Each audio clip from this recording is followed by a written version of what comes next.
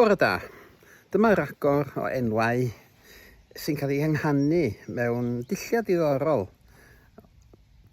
gan bobl ddi-Gymraeg sy'n dehongli y ffurfau ysgrifenedig yn ôl rheola'r iaith Saesneg wrth gwrs. Mae'n ambell enw yma lle mae yna rhywfaint o ddanwad yr iaith lafar hefyd. Felly, gan ni droi at amrywiaeth 5, copïau hwn dal ar gael, ac os gwelwch yn dda, os ydych chi'n mwynhau postiadau fel hyn am y Gymraeg a'i hanes ac ati, cliciwch ar subscribe a rhannwch y postiadau. Dyma ni, yr ail ran, yr enwau fan hyn. A beth dwi'n ei wneud i darllen nhw yn uchel i chi. Gan i weld ydych chi yn gallu dyfalu beth ydy'r rhain. Mae yna rhyw 10 ar 20, na mwy na hynna ohonyn nhw. Gan i weld rwan. Mae rhoi eiliad ar ôl pob un chi ddyfalu. Bryn Legless. Bryn Eglwys. Bugelet. Bedd Gelert. A mae rhaid i gyd yn ffurfias mae pobl wedi clywed. C-Batch. C-Bach. CA10. Caio. Cape of Scotland. Caip y Scotlin.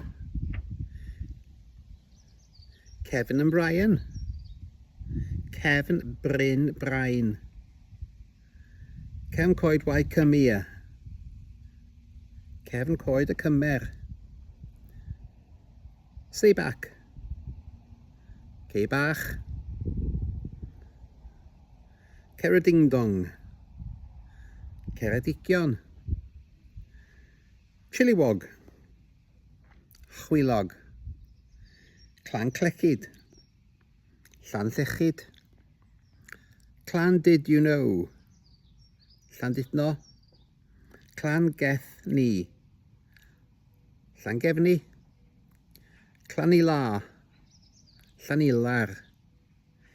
Clean My Neck. Llanymynech. Clitfyn.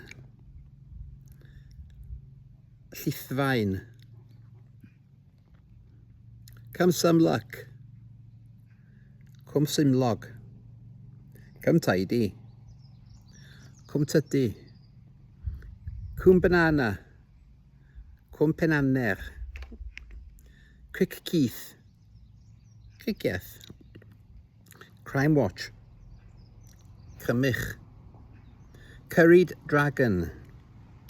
Cerrig y Dridion. Dennis Dinnell. Dinners Dinkle. Dinas Dinlle. Dirty Filthy. Dwy Gyfylchu. Dolly Jaloo. Dolgellau. Dolly Mock. Dol Moch. Dwgi Dwgi. Dwy Gyfylchu. Dwgi Ffwgi. Dwy Gyfylchu. Doodle Dums. Dol Wyddelan. Die Life.